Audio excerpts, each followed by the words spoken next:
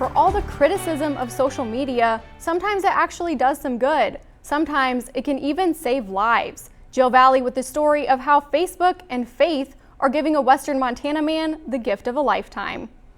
Sovereign Valentine is a personal trainer in the small town of Plains. 3 times a week he drives here to Missoula for dialysis.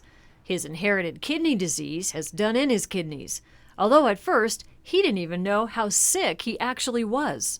I've been a personal trainer for 30 years and did my nutrition really well all this time for 40 or so years, So it sort of offset the symptoms in a sense, and I didn't know that I was in complete kidney failure.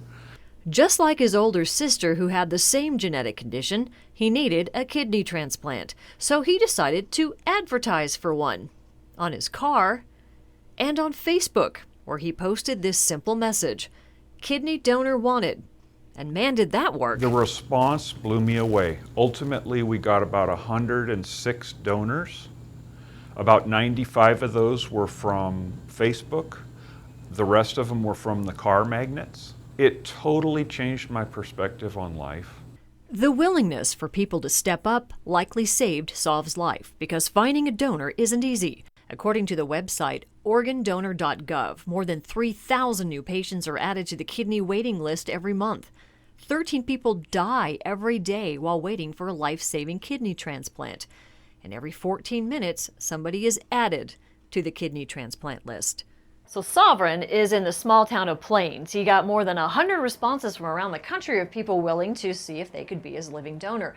But what Sovereign did not know was there was a woman, somebody he'd never met before, who was going through the process herself to see if she could be his living donor. But where in the world was this woman? As it turns out, right here in Plains, Montana. We're all given a path in life, and this has always been part of my path. It's just time for it now. Krista Standiford and her husband are pastors of Church on the Move in Plains. She'd never met Sovereign, but when she heard his story, something in her clicked. And not just as a pastor in the community, but as an advocate, as a human in the town of Plains, I think that we should all do something to help somebody. So after many, many medical tests, it turns out Krista was a match. My value system says that it's not just an organ, but it's a piece of me. You get my cells, you get my whatever is attached to that. Need to make sure that that's something that works for him. There's a sense of gratitude that I have and that my family has because it gets to be us. So this nationwide search for a donor ended up in Sovereign's own backyard. And it seems it was always meant to be. This sounds crazy, but it's like we're twins almost. Like we were separated at birth. We have so much in common: interests, values, beliefs. It felt so much better to know that we would be able to be a part and understand the person and the people that we were kind of doing this thing with. It's not for, it's with. We're kind of all in this together. In Missoula, Jill Valley, MTN News.